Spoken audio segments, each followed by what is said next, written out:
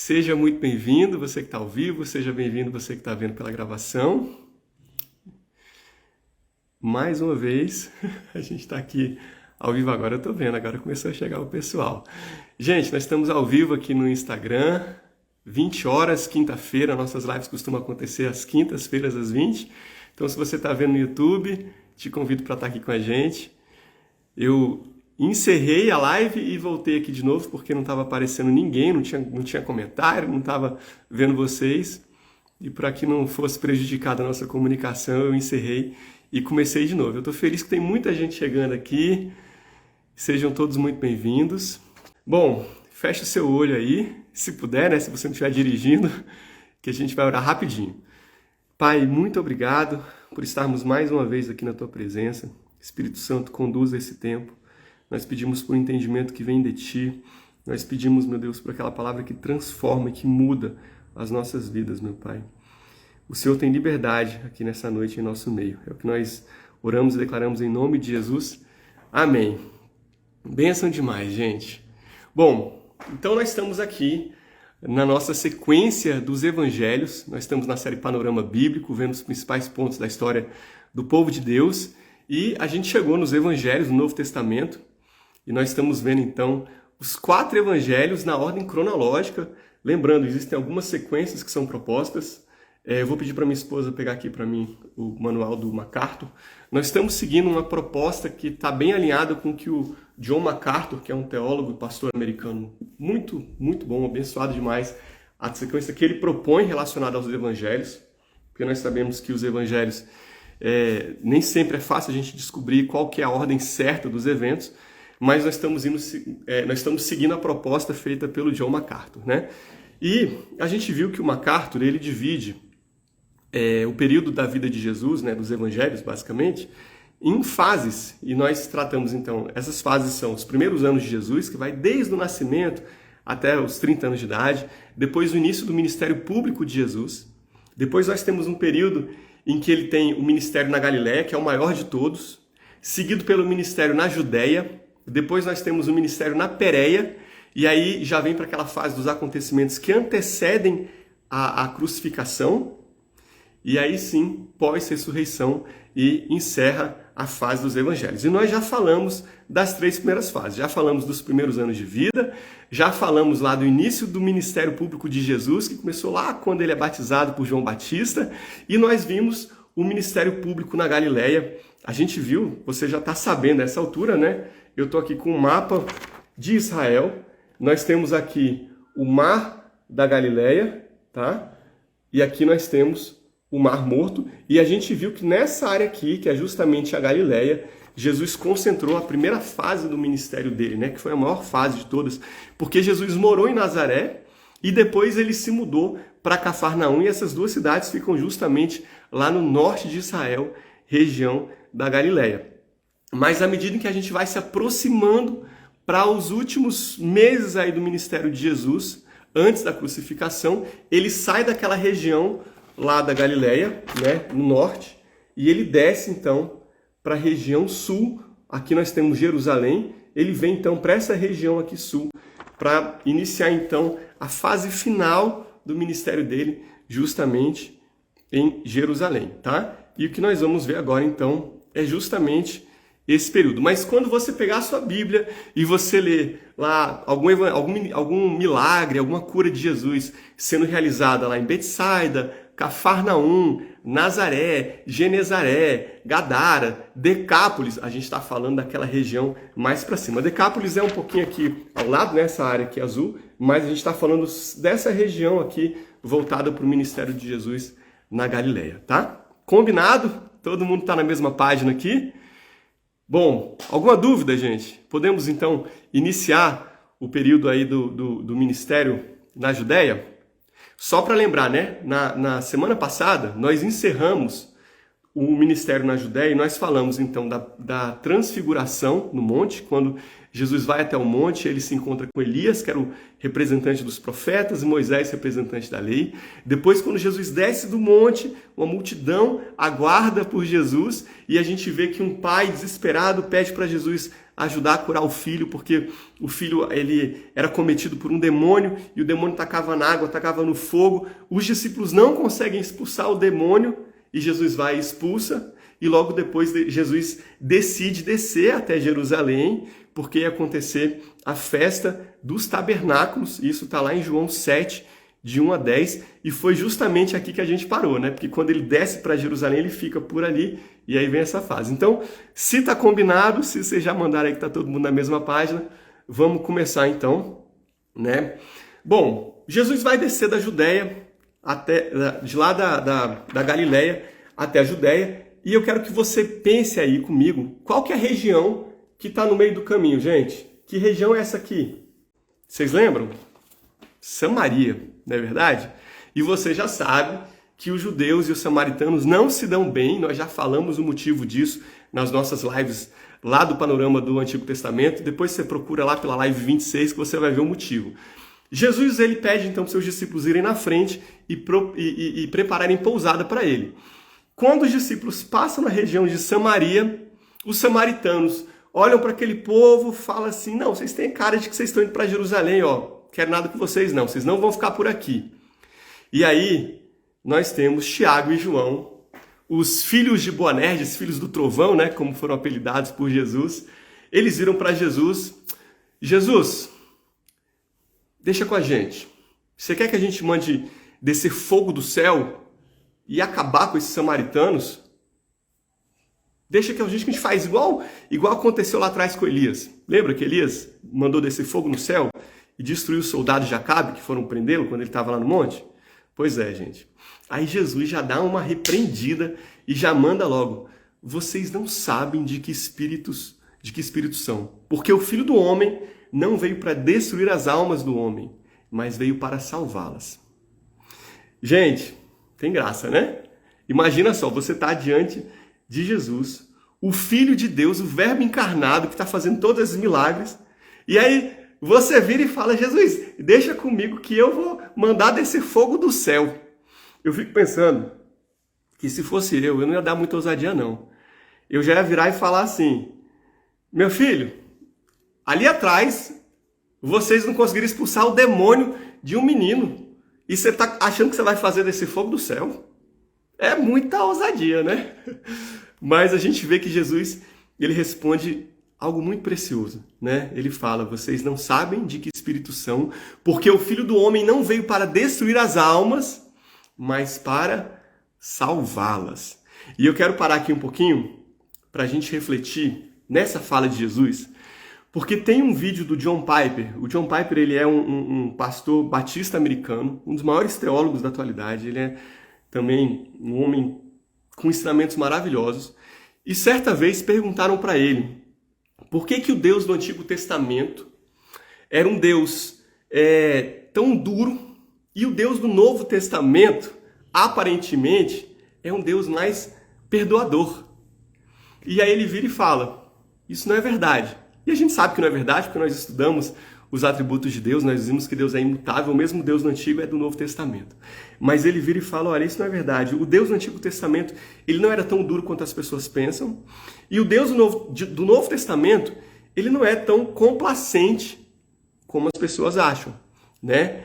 Mas geralmente nós temos uma visão de um Deus irado no Antigo Testamento, porque a gente está acostumado a ler o Antigo Testamento e ver todas as narrativas de batalhas, de morte, né? De vai lá e destrói tudo. E quando a gente vai para o Novo Testamento, nós vemos passagens em que Jesus, ele fala do amor, ele fala do perdão, e ele é totalmente receptivo para os pecadores, o quê? Arrependidos.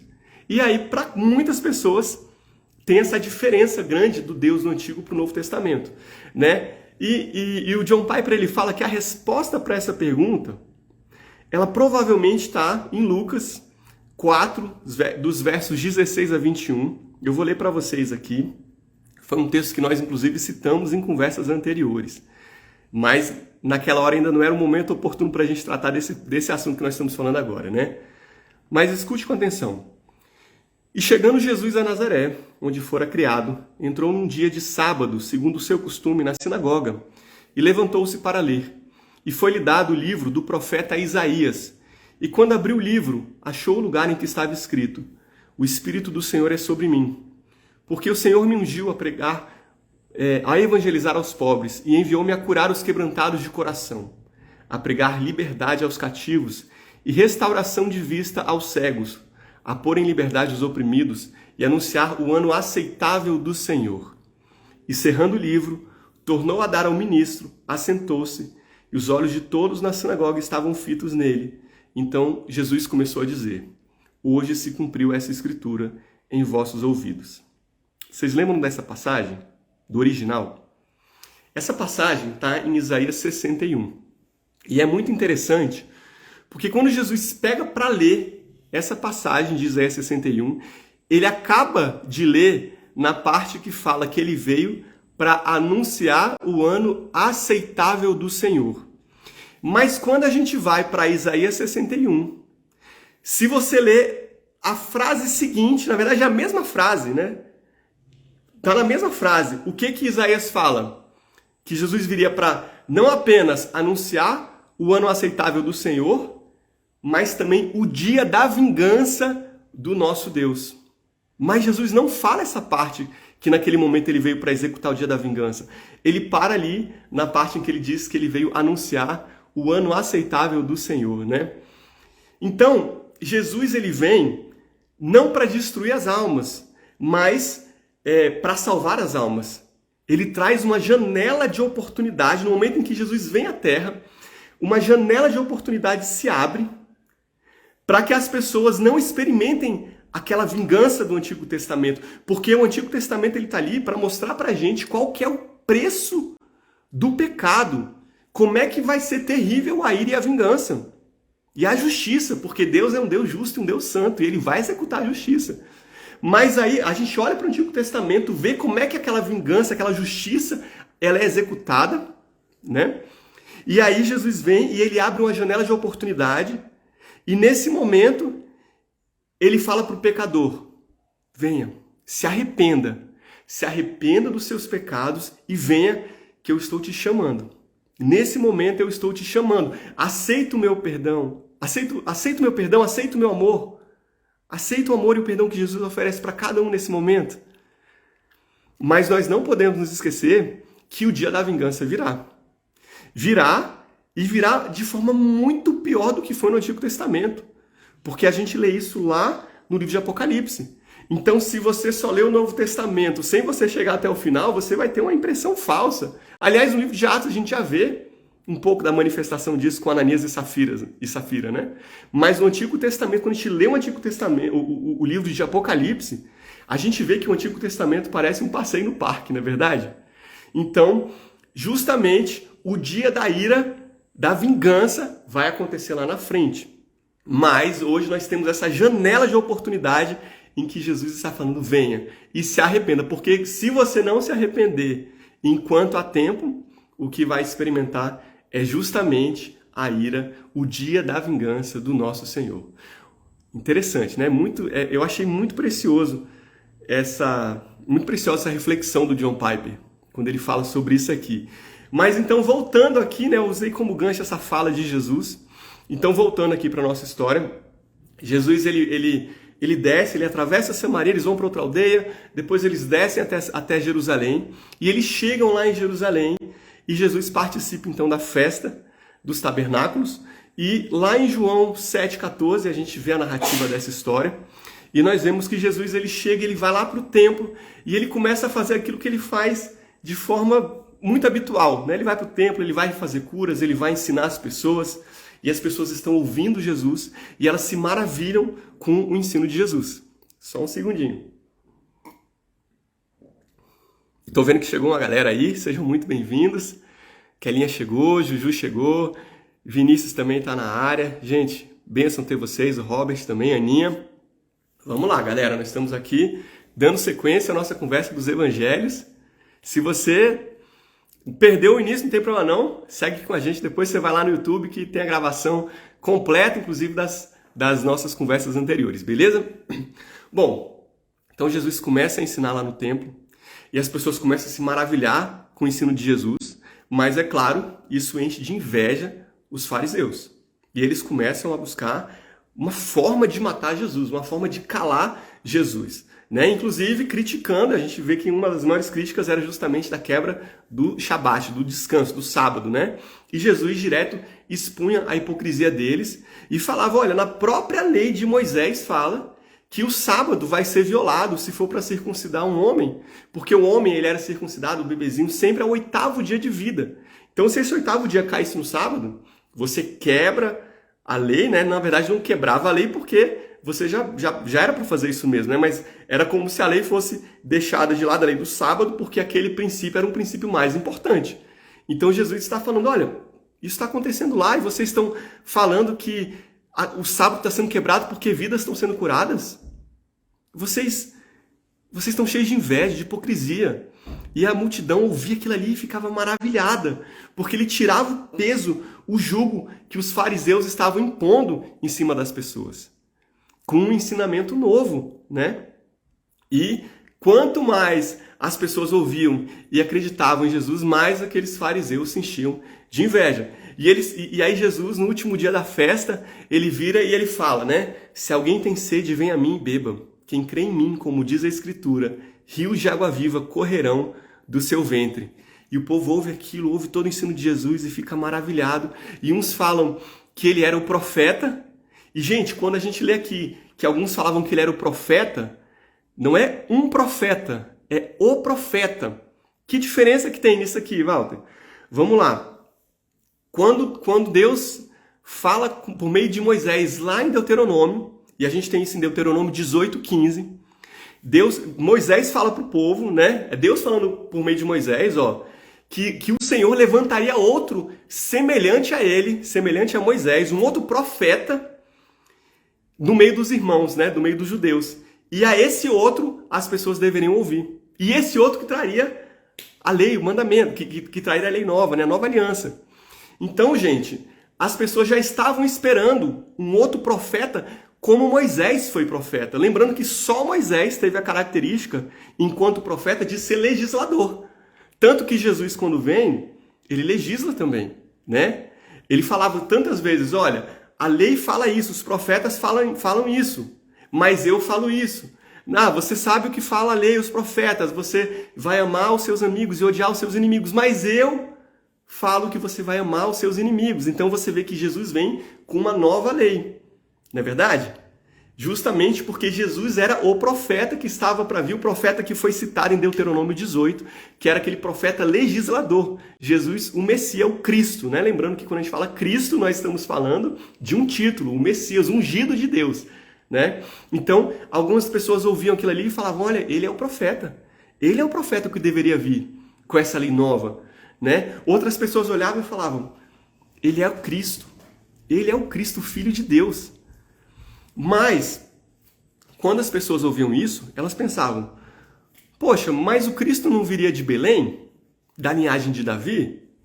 Esse aí é de Nazaré. Por que eles falavam isso? A gente sabe que Cristo veio de Belém, da linhagem de Davi. Mas, Cristo, quando Jesus nasce, a família se muda para o Egito, e depois que eles voltam, eles vão lá para cima, para Nazaré, justamente região da Galileia, como nós vimos hoje no início da nossa conversa. E tinha diferença na forma de falar das pessoas da Judéia para a Galileia. Ah, como é que você está tirando isso aí? De onde você está tirando isso? Gente, lembra quando Jesus foi preso, que Pedro nega Jesus e por 3 vezes vem as pessoas viram para ele falar, você era seguidor de Jesus. E uma das vezes falam, olha, você é seguidor de Jesus porque a sua forma de falar te denuncia. Por quê? Porque aqueles homens, né, Pedro especificamente nesse caso, era de Betsaida, lá de cima, era da região lá da Galileia. E ele falava como um galileu. Jesus era também, embora Jesus tivesse nascido em Belém, ele passou a infância dele toda lá na região da Galileia. Então ele provavelmente tinha o sotaque daquela região. Então as pessoas viam aquilo, ouviam a forma dele falar e pensavam, ele não é o Messias, porque a palavra falava que o Messias viria de Belém. E ele não veio de Belém, ele veio lá de cima. A gente hoje sabe, né? Porque a gente tem a Bíblia, as Escrituras, mas aquele povo naquela época não tinha. Então, via essa dissensão, né? Começava esse burburinho. Quem que é ele? Quem que é esse homem que está fazendo tantos milagres? Enquanto isso, gente, os fariseus, os principais, ficando indignados. Quem que é esse homem que ousa falar mal da gente, que ousa mudar a nossa lei, que ousa trazer um novo ensino baseado no amor. Enfim, e aí a gente vê então essa escalada, né? O que você, a partir desse momento, vem uma escalada muito grande nesse confronto entre os fariseus, os principais, e Jesus, né? Inclusive, nesse cenário, a gente vê os fariseus mandando alguns servidores para prenderem Jesus e eles voltam de mão vazia. Aí os fariseus viram, uai, cadê? Por que vocês não prenderam? E eles falam, uai, nunca nenhum homem falou como ele. Como é que a gente vai prender Jesus? E aí os fariseus irados e Nicodemos, você lembra dele? Nicodemos era um fariseu também. E ele lá atrás tinha se reunido com Jesus e perguntado como é que quem nasce de novo, né? Pode o homem entrar no ventre da sua mãe, enfim. E aí nesse momento Nicodemos vira e ele fala, uai, mas porventura a nossa lei condena um homem sem ouvir e ter conhecimento do que ele faz? Isso instigava ainda mais os seus pares, né? Bom, Jesus sai dali da festa, último dia da festa, vai para o monte fazer o que ele fazia sempre, que era orar, buscar o Senhor, e de manhã cedo ele sai do monte, passou a noite orando, e ele volta para o templo para ensinar as pessoas. E o povo, claro, se reúne para ouvir Jesus. E quando ele volta para o templo, gente, os escribas, os fariseus, voltam com a mulher, e tá com a mulher dentro do templo, e eles falam, ó, essa mulher aí, ela é uma adúltera. Ela foi pega em flagrante, em adultério. Eu não sei se você já parou para ver essa história com detalhes, né? Mas é muito importante quando a gente vê as escrituras, a gente procurar o contexto das histórias. Porque se você apenas lê essa história da mulher adulta, ela está no capítulo 8 de João, e você não tiver lido o capítulo 7, você perde esse contexto. Nós acabamos de falar o que aconteceu no capítulo 7, né? Toda essa briga dos fariseus com Jesus, tudo que ele falou. E aí no dia seguinte, eles vão e eles trazem essa mulher adúltera, colocam dentro do templo. Você imagina, gente? A humilhação, a vergonha, a situação daquela mulher, ele está com a mulher dentro do templo. E eles falam, olha, Jesus, essa mulher ela foi pega em adultério. E aí? O que você fala que a gente tem que fazer? Porque a lei de Moisés fala que ela tem que ser apedrejada. O que você diz pra gente? Gente, eles estavam preocupados em cumprir a lei? Não estavam. Estavam buscando uma forma de pegar Jesus e ter como acusá-lo. A gente viu o contexto agora há pouco, né? Tanto que na lei falava que realmente os adúlteros deveriam ser apedrejados, mas os adúlteros, homem e mulher, se ela foi pega no ato, quem estava lá também? Tá faltando alguém nessa história, não tá? O homem. Mas não trouxeram o homem, trouxeram só a mulher. A intenção não era, eles estavam nem aí para o cumprimento da lei, eles estavam querendo, era uma forma de pegar Jesus. Por que pegar Jesus? Israel estava debaixo do domínio de que nação? De Roma, certo? Os judeus, eles tinham muita liberdade para executar as leis deles. Mas uma coisa que eles não podiam fazer era matar ninguém, com base na lei deles. Tanto que Jesus, quando foi preso lá na frente, foi levado para quem? Para Pilatos, porque eles falavam, olha, na nossa lei não permite, a gente não pode matar ninguém com base na nossa lei, então executa aí com base na sua lei, para que Jesus seja morto. Você lembra dessa história?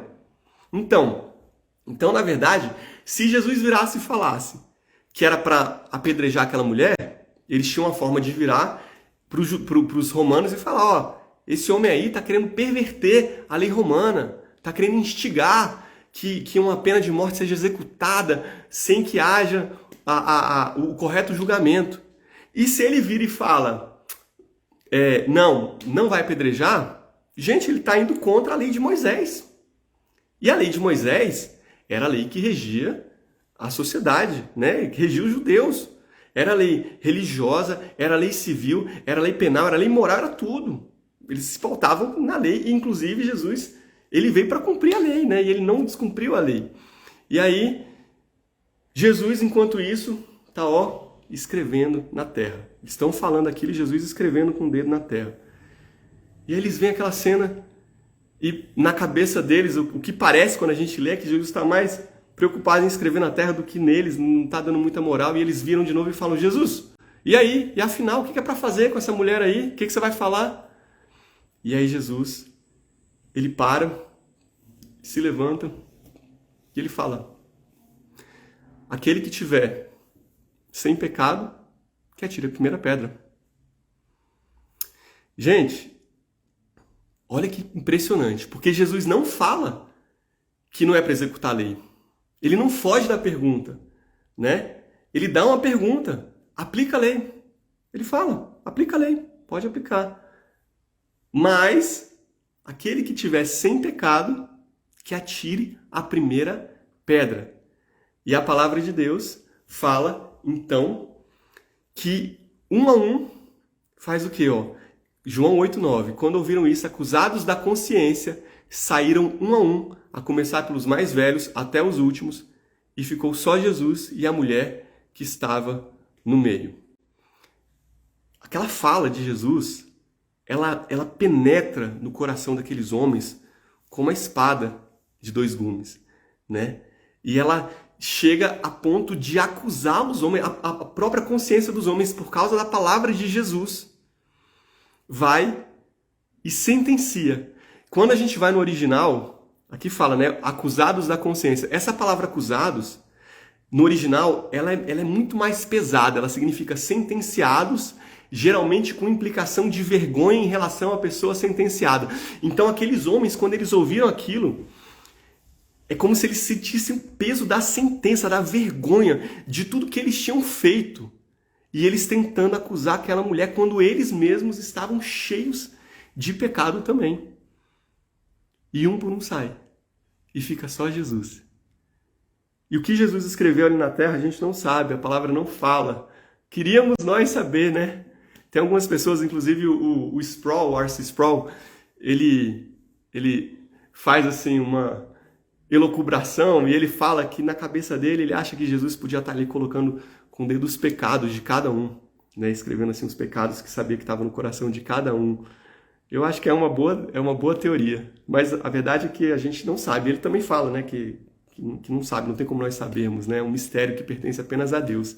Pelo menos por enquanto, né? Na glória a gente pode perguntar para Deus. Mas aquilo que Jesus escreveu, de alguma forma aqueles homens olharam para aquilo ali, ouviram a conversa, ouviram o que Jesus falou e eles foram confrontados, né?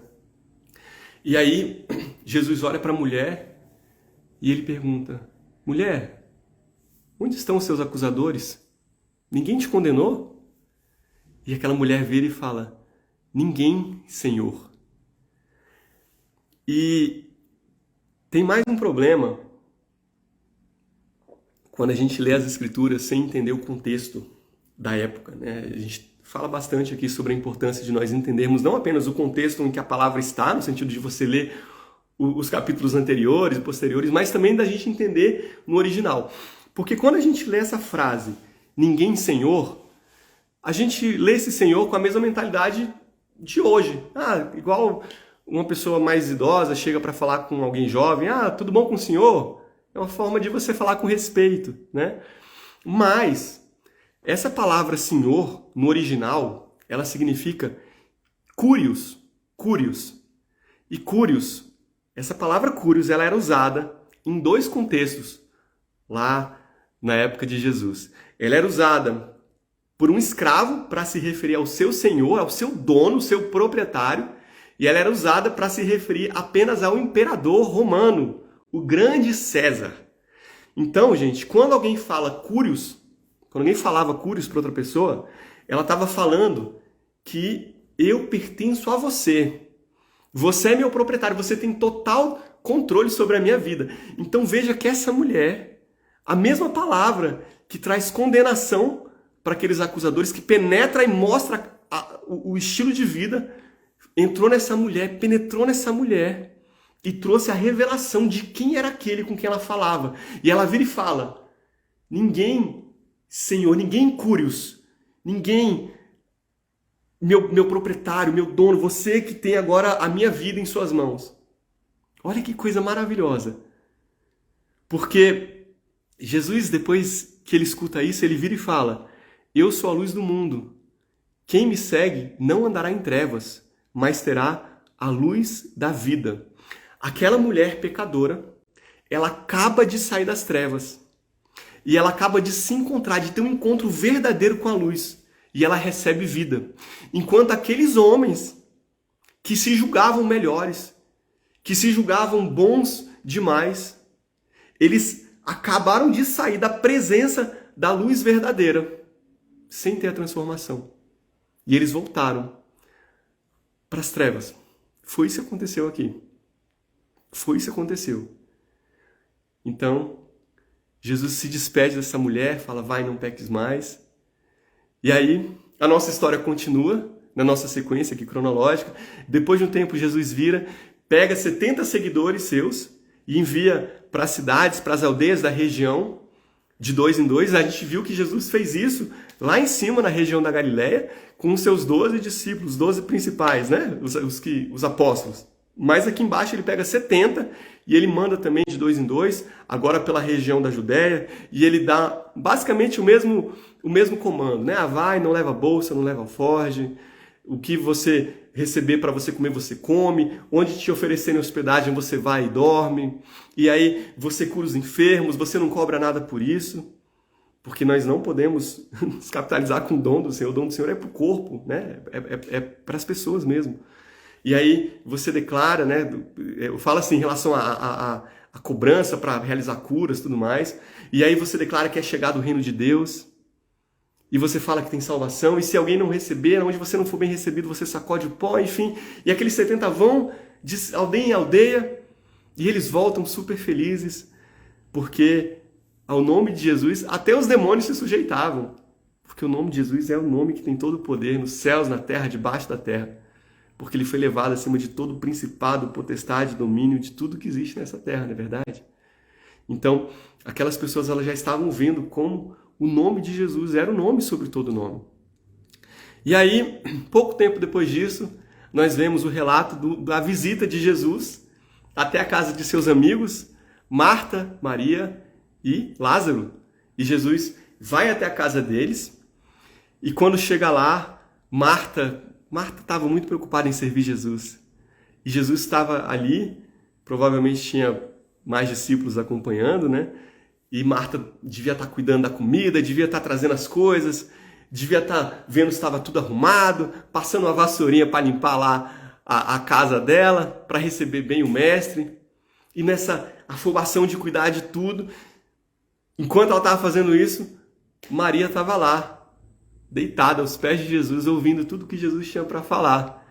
E em determinado momento, Marta olha para aquilo tudo e ela, eu não acredito, eu estou aqui cuidando de tudo sozinha, minha irmã está ali, ouvindo Jesus. Que bonitona essa mulher, né?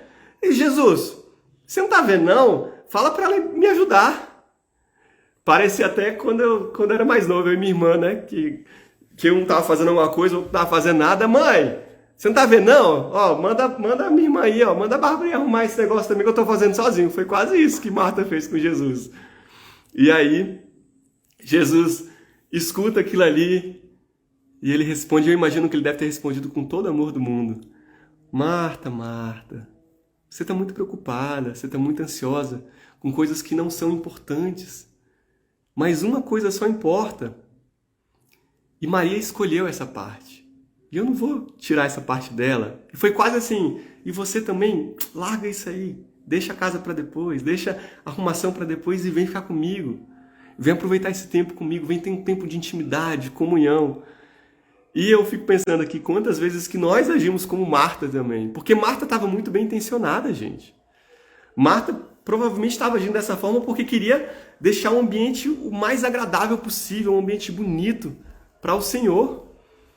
E quantas vezes nós nos preocupamos também, né?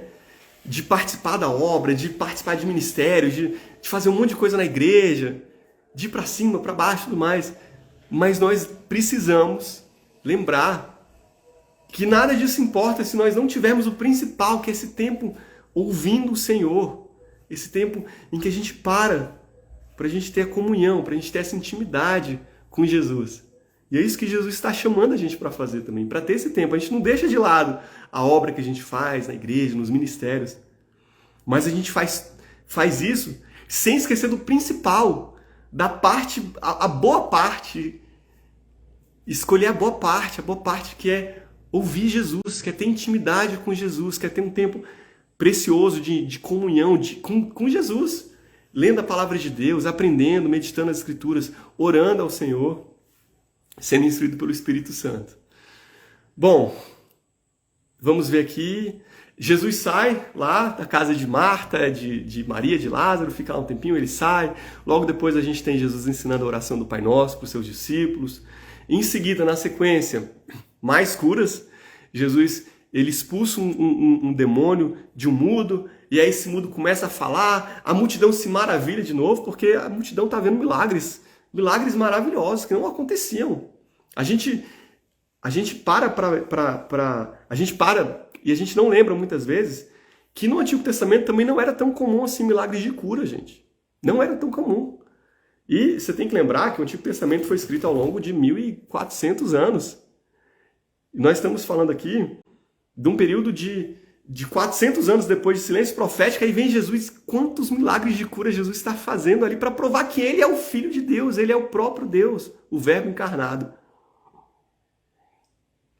E aí a multidão começa a se maravilhar novamente, porque Jesus expulsa esse demônio, o mudo fala, e aí, mais uma vez, os fariseus agora falam que é pelo poder de Beelzebu, do demônio, que Jesus realizava os milagres, e Jesus mais uma vez confronta pelo orgulho, pelo coração endurecido daqueles fariseus.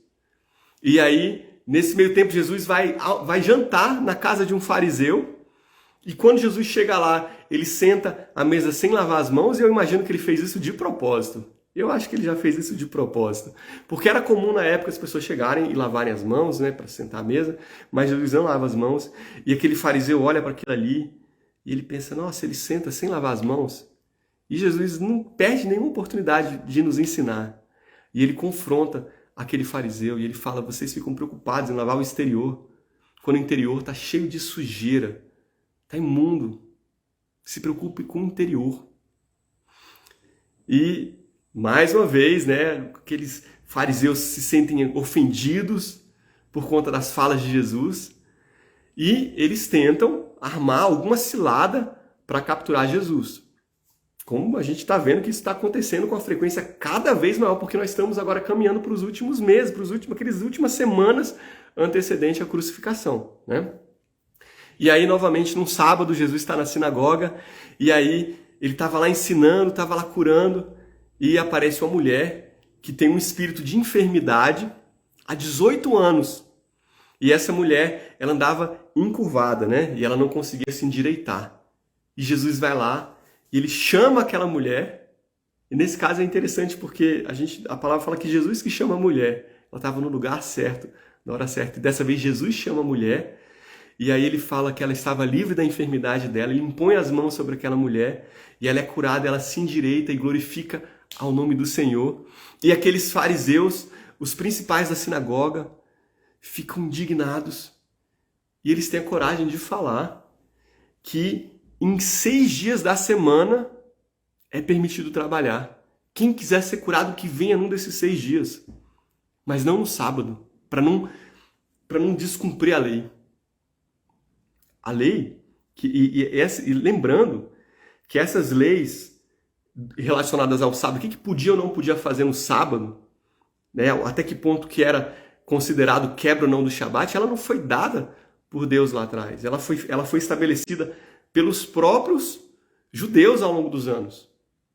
Então eles estão colocando aquela interpretação deles acima da própria lei do Senhor, para coisas terríveis. E aí Jesus, mais uma vez, confronta a hipocrisia daqueles homens e fala, eu duvido que vocês não desprendam o seu jumento, o seu boizinho da manjedoura para que ele possa beber água num sábado.